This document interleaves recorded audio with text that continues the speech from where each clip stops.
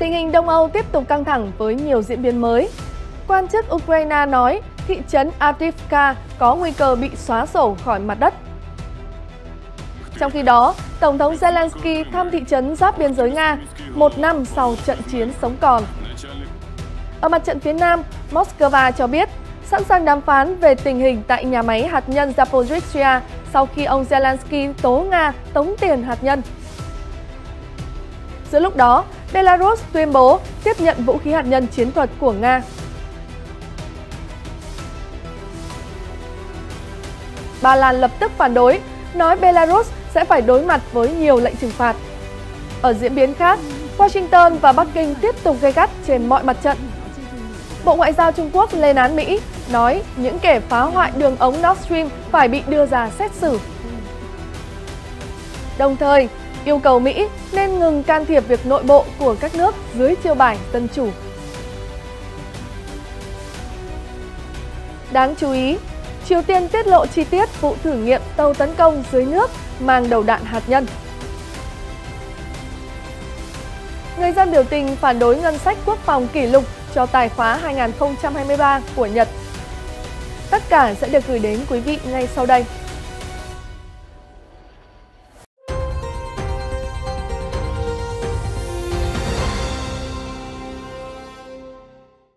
Chào mừng quý vị đến với chương trình Thời sự quốc tế, những tin tức nổi bật liên quan đến căng thẳng ở Đông Âu cùng nhiều diễn biến mới trên thế giới sẽ được gửi đến quý vị trong chương trình ngày hôm nay. Trong khi cuộc chiến ở Bakhmut tiếp tục khốc liệt, theo CNN đưa tin, Avdiivka, một thành phố khác ở miền đông Ukraine có nguy cơ bị xóa sổ bởi Nga tăng cường pháo kích. Thị trấn đang bị xóa sổ khỏi mặt đất.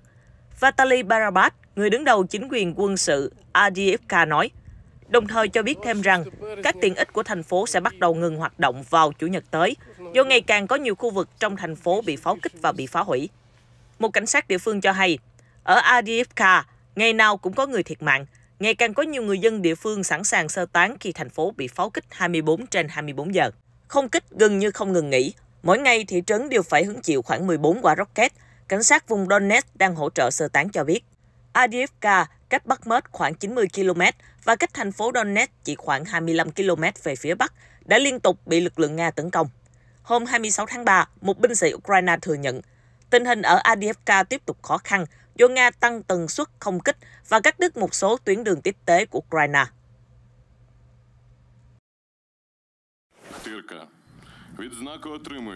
Giữa lúc đó, hình ảnh do Reuters công bố vào hôm 28 tháng 3 cho thấy, Tổng thống Volodymyr Zelensky đã đến thăm hai thị trấn phía Bắc nhân dịp tái chiếm vào một năm trước, trong một trận đánh mà ông khẳng định Ukraine sẽ đánh bại quân Nga. Reuters dẫn lời Tổng thống Zelensky trong chuyến thăm cho biết, ở vùng Sumy, ở thành phố Oktyka, người dân Ukraine luôn bày tỏ sự kính trọng đối với lòng dũng cảm của các chiến binh, những người đã đẩy lùi các cuộc tấn công của quân đội Nga. Vào tháng 2 năm ngoái, sau khi bắt đầu chiến dịch quân sự đặc biệt ở Ukraine, lực lượng Nga đã nhanh chóng đổ bộ vào vùng Sumy, khu giáp với biên giới Nga. Tuy nhiên, Moscow vấp phải sự kháng cự quyết liệt và bị đẩy lùi khỏi khu vực này sau khoảng một tháng chiếm đóng. Vào lúc này, các quan chức Ukraine cho biết, các vùng lãnh thổ biên giới vẫn thường xuyên bị tấn công bởi đạn pháo và các đợt không kích của Nga. Theo Reuters, thành phố Oktyka và Trostinets của tỉnh Sumy là khu vực thứ 6 mà Tổng thống Zelensky đến thăm trong tuần qua. Một trong những khu vực này rất gần với vùng chiến tuyến, mở ra khả năng Ukraine sẽ thực hiện phản công trong tương lai gần. Được biết, chiến sự Ukraine đang rơi vào thế bế tắc khi hai bên sa lầy vào những cuộc giao tranh dọc theo mặt trận phía đông. Vào tuần trước, chỉ huy lực lượng mặt đất Ukraine cho biết, một cuộc phản công của Ukraine có thể sẽ sớm diễn ra. Trong khi đó, theo CNN đưa tin, đại diện công ty năng lượng nhà nước Nga Rosatom hôm 28 tháng 3 cho biết, Moscow sẵn sàng thảo luận về tình hình nhà máy điện hạt nhân Zaporizhzhia ở miền nam Ukraine và người đứng đầu cơ quan năng lượng nguyên tử quốc tế IAEA. Cụ thể, cố vấn của giám đốc điều hành Rosatom, Rinat Khacha, trên kênh truyền hình nhà nước Russia 24 cho biết, Moscow hiểu được sự leo thang của tình hình tại nhà máy và sẵn sàng đàm phán về việc đảm bảo an toàn hạt nhân với ông Rafael Grossi trong chuyến thăm của ông tại cơ sở hạt nhân trong tuần này. Trước đó, giám đốc IAEA Rafael Grossi đã thông báo về chuyến đi đến khu vực để đánh giá trực tiếp tình hình an toàn hạt nhân tại cơ sở và có cuộc gặp với Tổng thống Ukraine Volodymyr Zelensky vào hôm 27 tháng 3. Nhà lãnh đạo Ukraine đã chỉ trích sự hiện diện của Nga tại khu vực là một hình thức tống tiền hạt nhân. Nga đã giành quyền kiểm soát nhà máy Zaporizhzhia vào tháng 3 năm 2022, không lâu sau khi tiến hành chiến dịch quân sự tại Ukraine. Cả Nga và Ukraine thường xuyên cáo buộc nhau pháo kích nhà máy Zaporizhzhia, làm gia tăng nguy cơ gây ra sự cố hạt nhân. Moscow đã bác bỏ các cáo buộc sử dụng nhà máy này như một lá chắn cho các lực lượng của mình. Cùng lúc đó, kế hoạch lắp đặt hạt nhân tại Belarus của Tổng thống Nga Putin tiếp tục gây tranh cãi. Theo hãng thông tấn nhà nước Nga TASS vào hôm 28 tháng 3 đưa tin, Bộ Ngoại giao Belarus cho biết việc triển khai vũ khí hạt nhân của Nga trên lãnh thổ nước này không vi phạm Hiệp ước không phổ biến vũ khí hạt nhân NPT, đồng thời nhấn mạnh hợp tác quân sự giữa Minsk và Moscow được thực hiện theo đúng luật pháp quốc tế. Theo Bộ Ngoại giao Belarus, sau nhiều năm chịu áp lực từ Mỹ, Anh, Liên minh châu Âu và các đồng minh NATO, khiến cho Minsk phải thực hiện các hành động trả đũa để tăng cường khả năng phòng thủ và an ninh của quốc gia. Minsk cho biết các kế hoạch hạt nhân của Nga sẽ không vi phạm các thỏa thuận quốc tế và không phổ biến vũ khí hạt nhân, vì chính Belarus không có quyền kiểm soát vũ khí. Cách làm này không phải là một điều mới lạ trong hợp tác quân sự giữa các cường quốc hạt nhân và phi hạt nhân, bộ này nói thêm. Tổng thống Nga Vladimir Putin hôm 25 tháng 3 đã tuyên bố kế hoạch bố trí vũ khí hạt nhân chiến thuật ở nước láng giềng Belarus. Tuyên bố này đã gây ra phản ứng mạnh mẽ ở phương Tây. NATO đã tố cáo hành động này là nguy hiểm và vô trách nhiệm, trong khi Litva kêu gọi tăng cường các biện pháp trừng phạt mới đối với Nga.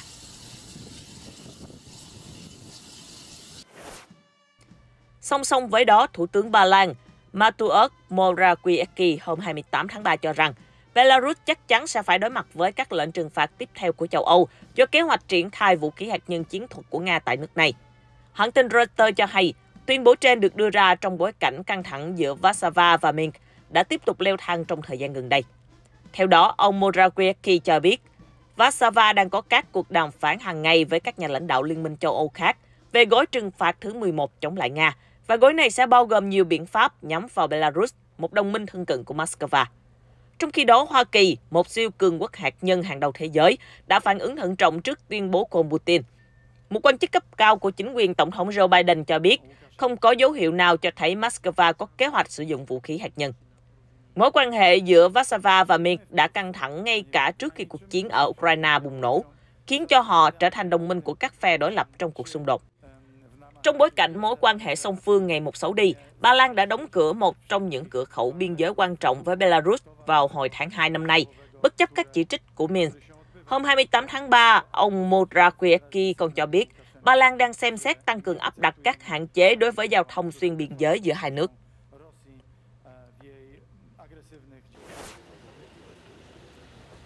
Không dừng lại ở đó, đài CNN hôm 28 tháng 3 đưa tin, mới đây, Ba Lan và Anh đã vừa công bố kế hoạch xây dựng 2 ngôi làng với những căn nhà mới cho người dân Ukraine buộc phải sơ tán do chiến sự ở khu vực Đông Âu. Theo tuyên bố của chính phủ Anh, quốc gia này sẽ cung cấp hơn 12 triệu đô la để cung cấp chỗ ở và điện cho hơn 700 người dân Ukraine phải di tản. 2 ngôi làng lưu trú sẽ được xây dựng ở thành phố Lviv, phía Tây và thành phố Poltava, phía Đông Ukraine. Đáp lại thông báo này, thị trưởng thành phố Lviv lên tiếng tri ân khi cho biết hàng trăm người dân thành phố đã có tương lai khi cuộc sống cũ của họ đã bị lấy đi. CNN cho hay Nga vẫn đang tiếp tục tấn công vào các cơ sở hạ tầng năng lượng của Ukraine, khiến cho hàng triệu người dân không có điện, nước và hệ thống sưởi trung tâm. Tuyên bố của chính phủ Anh cho biết tình trạng mất điện trên diện rộng kéo dài từ 8 đến 12 giờ mỗi ngày đã buộc các gia đình phải dùng đến các biện pháp thủ công để sinh tồn, như làm tan tuyết để lấy nước và nung gạch để sưởi ấm. Để khắc phục tình trạng này, các quốc gia đồng minh sẽ cung cấp thêm một số máy phát điện tổng trị giá là hơn 3 triệu đô la để hỗ trợ cho 450.000 người thông qua các trường học, bệnh viện và các trung tâm cộng đồng ở các khu vực tiền tuyến và tái chiếm, bao gồm Kharkiv, Donetsk, Zaporizhzhia, Mykolaiv, Odessa và Kherson. Vương quốc Anh và Ba Lan cũng sẽ quyên góp hơn 3 triệu đô la cho Hội chữ thập đỏ Ukraine để hỗ trợ người dân sinh sống trong điều kiện mùa đông khắc nghiệt.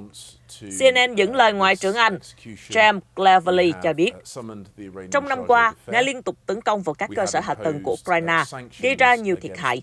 Mối quan hệ đối tác mới giữa Anh và Ba Lan sẽ giúp mang lại ánh sáng, hơi ấm và nhà cho những người dân đang gặp khó khăn. Về phía Ba Lan, Ngoại trưởng Kibic Nikrau tuyên bố với kinh nghiệm từ lịch sử, chính quyền Warsaw hiểu rõ Ukraine đang chiến đấu không chỉ vì tự do đất nước, mà còn vì tự do của những quốc gia khác. Sẽ không có châu Âu tự do nếu không có Ukraine tự do.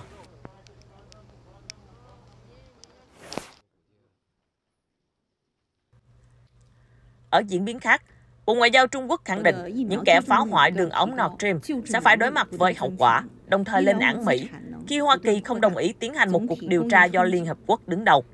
Đài RT hôm 28 tháng 3 dẫn lời phát ngôn viên Bộ Ngoại giao Trung Quốc Mao Ninh tuyên bố, Bắc Kinh hy vọng thủ phạm sẽ bị đưa ra xét xử càng sớm càng tốt. Từ trước đến nay, Washington rất muốn điều tra về các quốc gia đang phát triển, nhưng lại muốn giữ bí mật vụ việc này. Việc áp dụng tiêu chuẩn kép cho thấy các quan chức Mỹ đang e ngại điều gì đó, phát ngôn viên Mao Ninh nhận định. Được biết, trong cuộc bỏ phiếu cùng ngày, Trung Quốc, Nga và Brazil ủng hộ việc mở một cuộc điều tra quốc tế về vụ nổ đường ống Nord Stream. Tuy nhiên, 12 thành viên khác bỏ phiếu trắng khiến cho đề xuất này không được thông qua. Về phía Mỹ, Hoa Kỳ cho rằng đề xuất này chỉ nhằm mục đích phá hoại các cuộc điều tra do Đức, Đan Mạch và Thụy Điển đang tiến hành. Đáp lại, Phó đại diện của Trung Quốc tại Liên Hợp Quốc, ông Geng Shuang cho rằng không có lý do nào một cuộc điều tra quốc tế lại gây trở ngại cho một cuộc điều tra mang tính quốc gia. 3 quốc gia châu Âu có 6 tháng để thực hiện công việc. Bắc Kinh mong rằng Đức, Đan Mạch và Thụy Điển sẽ điều tra với tinh thần cấp bách, báo cáo tiến độ thường xuyên và công bố kết quả càng sớm càng tốt. Ông Geng Shuang nói thêm. Đài RT cho hay vào tháng trước, nhà báo điều tra kỳ cựu Seymour Hersh khẳng định rằng các cuộc tấn công vào đường ống Nord Stream là do Tổng thống Joe Biden ra lệnh và được Mỹ cùng với Na Uy phối hợp tiến hành. Cả hai quốc gia đều bác bỏ cáo buộc này, trong khi Tổng thống Nga Putin cho biết ông hoàn toàn đồng ý với kết luận của nhà báo Hersh.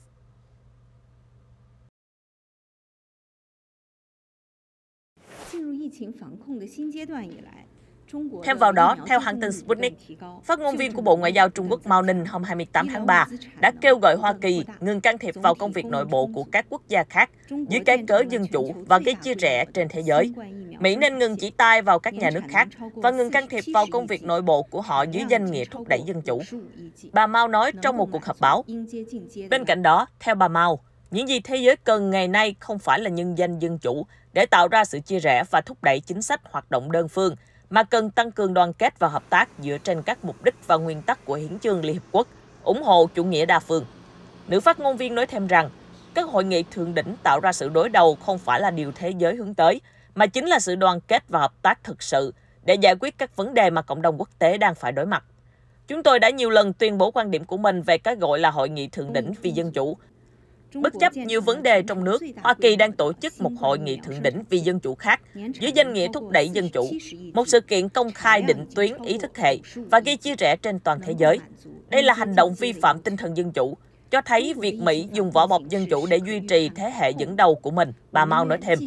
Trước đó cùng ngày, Bộ Ngoại giao Nga cho biết Moscow cảm thấy lấy làm tiếc về việc Tổng thư ký Liên Hợp Quốc Antonio Guterres tham gia hội nghị thượng đỉnh vì dân chủ, một chương trình không xứng đáng do Hoa Kỳ dàn dựng.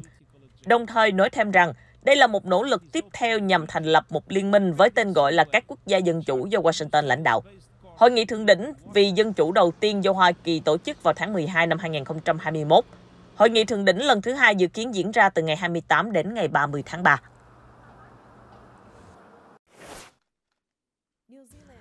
Trong khi đó, theo Reuters, Ngoại trưởng New Zealand Nanaia Mahuta hôm 28 tháng 3 nói rằng bà đã khuyến khích Trung Quốc hỗ trợ và thúc đẩy các thể chế ở khu vực Thái Bình Dương, bao gồm nỗ lực duy trì một thỏa thuận đã được áp dụng suốt 22 năm qua. Trong đó nhấn mạnh, mỗi quốc gia trong khu vực sẽ tự lo liệu cho nhu cầu an ninh của mình. Trao đổi với báo giới, sau chuyến thăm Bắc Kinh, Ngoại trưởng New Zealand Mahuta nói rằng bà đã khuyến khích Trung Quốc ủng hộ các cấu trúc ở khu vực Thái Bình Dương, như tại các diễn đàn các quần đảo Thái Bình Dương, hay cơ quan nghề cá và thỏa thuận Baitawa. Được biết, thỏa thuận Baitawa ký vào năm 2000 được các nhà lãnh đạo các nước ở Thái Bình Dương tuyên bố để thúc đẩy phản ứng trước các cuộc khủng hoảng trong khu vực, bao gồm vấn đề an ninh. Nói về phản ứng của Trung Quốc, bà Mahuta cho biết, một lần nữa, họ đã ủng hộ tầm nhìn của chúng tôi. New Zealand công nhận rằng chúng tôi vô cùng quan tâm đến khả năng phục hồi của Thái Bình Dương ở mọi cấp độ. Thông điệp trên đã được Wellington đưa ra giữa lúc Trung Quốc gia tăng sự hiện diện ở Nam Thái Bình Dương. Đơn cử, hồi năm ngoái, Bắc Kinh đã ký với đảo quốc Solomon một hiệp ước an ninh. New Zealand đã bày tỏ quan ngại về khả năng Thái Bình Dương bị quân sự hóa, nhất là khi Trung Quốc đã và đang tăng cường xây dựng cơ sở quân sự trên Biển Đông. Trong chuyến thăm Bắc Kinh vừa qua, bà Mahuta đã gặp nhà ngoại giao hàng đầu Trung Quốc Vương Nghị sau khi ông trở về từ chuyến đi đến Nga cùng Chủ tịch Tập Cận Bình.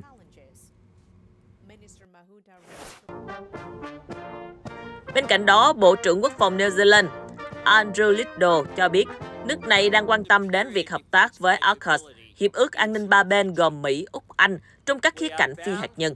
Sputnik đưa tin hôm 28 tháng 3, Bộ trưởng Quốc phòng New Zealand Andrew Liddle nói, chúng tôi đang khám phá và đề xuất các cơ hội trao đổi thêm với AUKUS về khả năng hợp tác trong một số lĩnh vực. Theo ông Liddle, những khía cạnh mà Wellington hướng đến có liên quan đến mục tiêu chia sẻ công nghệ chiến lược, liên quan đến những lĩnh vực như điện toán lượng tử và an ninh mạng. Các vùng lãnh hải đất liền và không phận của New Zealand đã trở thành các khu vực phi hạt nhân. Theo đạo luật về phi hạt nhân, giải trừ quân bị và kiểm soát vũ khí của New Zealand năm 1987. Theo ông Liddle, mọi hợp tác của New Zealand với AUKUS đều không tổn hại nghĩa vụ pháp lý và cam kết đạo đức của nước này, theo đạo luật phi hạt nhân nói trên. Vị Bộ trưởng nhấn mạnh, các thành viên AUKUS có thể quan tâm đến các công nghệ cần thiết để bảo vệ an ninh quốc gia, có thể bao gồm nhận thức miền, công nghệ giám sát và công nghệ vô tuyến. Trong khi đó, hôm 28 tháng 3, khi được hỏi về kế hoạch hợp tác với AUKUS, Thủ tướng New Zealand Chris Hipkins cho biết, ở thời điểm này, New Zealand không phải là thành viên của AUKUS và chúng tôi cũng không bao giờ là một phần trong thỏa thuận đóng tàu ngầm hạt nhân. Liên quan đến các thỏa thuận chia sẻ về công nghệ chiến lược, vị lãnh đạo này nói rằng Wellington hiện chưa đưa ra quyết định sau cùng. Đáng chú ý, theo RT đưa tin, Triều Tiên vừa chia sẻ chi tiết về 2 vụ thử hạt nhân mới nhất của nước này liên quan đến các cuộc tấn công hạt nhân mô phỏng. Theo đó, Bình Nhưỡng cho biết họ đã tiến hành các cuộc thử nghiệm đối với tàu tấn công dưới nước không người lái mang đầu đạn hạt nhân mới từ ngày 25 đến ngày 27 tháng 3, đồng thời tuyên bố đơn vị chiến đấu thử nghiệm đã được kích nổ chính xác dưới nước. Trước đó, quân đội Triều Tiên tuyên bố rằng thiết bị không người lái này có chức năng hạt nhân và có thể tạo ra sóng thần phóng xạ bằng cách thực hiện các vụ nổ dưới nước và tiêu diệt các nhóm tàu của kẻ thù mà không bị phát hiện, mặc dù đã tiết lộ một số chi tiết về thiết bị mới này. Hãng thông tấn Trung ương Triều Tiên KCNA đưa tin hôm 28 tháng 3 cho biết, vũ khí này đã chìm dưới nước trong hơn 41 giờ và được kích nổ ở vùng biển ngoài khơi bờ biển phía đông của Triều Tiên. Để kiểm tra sự sẵn sàng của quân đội trong một cuộc tập trận khác gần đây, lực lượng nước này đã tiến hành nạp đạn, mô phỏng đầu đạn hạt nhân trên các tên lửa đạn đạo chiến thuật, sau đó là một cuộc tấn công hạt nhân ảo. Trong đó, các đầu đạn thử nghiệm được kích nổ cách mục tiêu 500 m. Cuộc diễn tập cho thấy, nếu tham chiến, Bình Nhưỡng chắc chắn sẽ có thể tiêu diệt kẻ thù. KCNA dẫn lời một chỉ huy đơn vị phóng cho biết. Trước đó, tại cuộc họp của Đảng Lao động cầm quyền hôm 27 tháng 3, nhà lãnh đạo Triều Tiên Kim Jong-un nhấn mạnh sự cần thiết trong việc tăng cường về chất lượng lực lượng hạt nhân của Triều Tiên. Và ông cho biết, ông đã xem xét việc chuẩn bị kế hoạch phản công hạt nhân, trong trường hợp xảy ra một cuộc tấn công liên quan đến vũ khí hủy diệt. Các cuộc thử nghiệm mới nhất diễn ra trong bối cảnh căng thẳng gia tăng giữa Bình Nhưỡng, Washington và Seoul. Triều Tiên đã nhiều lần chỉ trích các cuộc tập trận chung Mỹ-Hàn và cho rằng đây là động thái chuẩn bị cho một cuộc tấn công vào Bắc Triều. Để trả đũa, Bình Nhưỡng đã tiến hành số vụ thử nghiệm vũ khí kỷ lục, bao gồm phóng thử tên lửa đạn đạo xuyên lục địa, ICBM, bất chấp sự chỉ trích của Mỹ.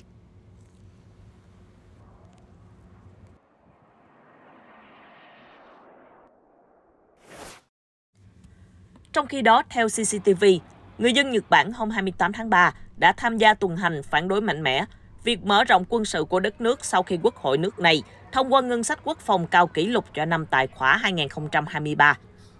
Trước đó, Thượng viện Nhật Bản trong cùng ngày đã thông qua dự toán ngân sách kỷ lục, tổng trị giá lên tới 114,38 nghìn tỷ yên, tương đương 874 tỷ đô la Mỹ cho năm tài khoá 2023. Trong tổng dự toán chi ngân sách bắt đầu vào tháng 4, bao gồm các khoản phân bố kỷ lục cho chi phí an sinh xã hội và kế hoạch chi tiêu quốc phòng gây tranh cãi. Bất chấp tình hình tài chính tồi tệ của đất nước, kinh phí dành cho quốc phòng cũng tăng kỷ lục lên tới 6,82 nghìn tỷ yên, tương đương khoảng 52 tỷ đô la, tăng 20%, đánh dấu sự khởi đầu của giai đoạn 5 năm nhằm cải tổ cơ bản tình hình quốc phòng của Nhật Bản. Đây là một phần trong kế hoạch của chính phủ nhằm thực hiện mục tiêu tăng cường khả năng phòng thủ, với kế hoạch mỗi 5 năm và vấp phải sự chỉ trích gay gắt từ công chúng và các đảng đối lập và giới học giả, bởi đi ngược lại với lập trường hòa bình bị ràng buộc bởi hiến pháp của Nhật Bản. Đó là một khoản ngân sách bất thường liên quan đến việc mở rộng quân sự, bao gồm sở hữu cái gọi là khả năng tấn công các căn cứ của kẻ thù và tăng gấp đôi chi tiêu quân sự trong vòng 5 năm. Thật không thể tin được, liệu có thực sự xảy ra chiến tranh hay không? Có phải tất cả các loại thuế chúng tôi phải trả đang được dùng để chuẩn bị cho chiến tranh? Chúng tôi cực lực phản đối điều này, một người biểu tình nói. Còn tại Myanmar hôm 27 tháng 3, trong buổi lễ duyệt binh diễn ra ở Naypyidaw, lãnh đạo chính quyền quân sự nước này đã thề sẽ tiêu diệt lực lượng kháng chiến chống quân đội. Theo Kyodo News, phát biểu trước 8.000 lính trong ngày biểu dương lực lượng vũ trang thường niên lần thứ 78, Tổng thống Min Aung Hlaing, lãnh đạo chính quyền quân sự Myanmar nói rằng quân đội đang cố gắng đảm bảo thực thi pháp luật đầy đủ và một cách yên bình trên toàn quốc, đồng thời hứa sẽ hành động quyết liệt để tiêu diệt các thành phần mà ông gọi là nhóm cực đoan chống quân đội. Ông Hlaing cũng kêu gọi thúc đẩy các biện pháp chống lực lượng bảo vệ nhân dân. Đây là phe cánh của chính quyền song song, hay còn gọi là chính phủ thống nhất quốc gia do các cựu thành viên quốc hội và các nhóm dân tộc thiểu số thành lập sau cuộc đảo chính năm 2021. Ông Hlaing cũng nói rằng chính quyền quân sự sẽ thúc đẩy kế hoạch chuyển giao quyền lực cho một chính quyền dân sự dựa trên tiêu chí dân chủ thông qua một cuộc bỏ phiếu. Tuy nhiên, chân thành và bền vững phải là có điều kiện tiên quyết để tiến hành cuộc bỏ phiếu nói trên. Kyodo News cho biết, dàn xe tăng, hệ thống rocket, tên lửa tầm xa cùng hàng nghìn binh lính và tiêm kích hiện đại đã được phô diễn trong cuộc duyệt binh vừa qua. Ông Min Aung Hlaing đã lật đổ chính quyền dân cử của bà Aung San Suu Kyi và giành quyền lực vào ngày 1 tháng 2 năm 2021. Quân đội cáo buộc đảng của bà Suu Kyi gian lận trong cuộc bầu cử vào năm 2020. Tuy nhiên, giới quan sát đã khẳng định cuộc bỏ phiếu hoàn toàn hợp lệ và công bằng. Một video do Reuters chia sẻ vào ngày 27 tháng 3 ghi lại hậu quả của trận lũ lụt ở Bolivia sau khi mưa lớn xối xả khiến cho sông Acre vỡ bờ. Thành phố Cobia thuộc khu vực Bando là một trong những nơi bị ảnh hưởng nặng nề nhất với những con đường ngập nước do sông sau trận lũ. Hôm 26 tháng 3, Bộ trưởng Y tế Jason Ayuza cho biết hơn 300 người đã được chuyển đến 5 nơi trú ẩn được thành lập ở Cobia. Chính quyền địa phương, các đội cứu trợ và chính người dân đã giúp cư dân địa phương bảo quản đồ đạc để họ an tâm đến nơi trú ẩn. Hồi tháng trước, mưa xối xả và nước lũ đã khiến cho hơn 5.000 người dọc theo một số bang của quốc gia Andean đã phải rời bỏ nhà cửa đi lánh nạn. Tin tức vừa rồi cũng đã kết thúc chương trình ngày hôm nay. Cảm ơn quý vị đã quan tâm theo dõi. Xin chào và hẹn gặp lại trong các chương trình sau.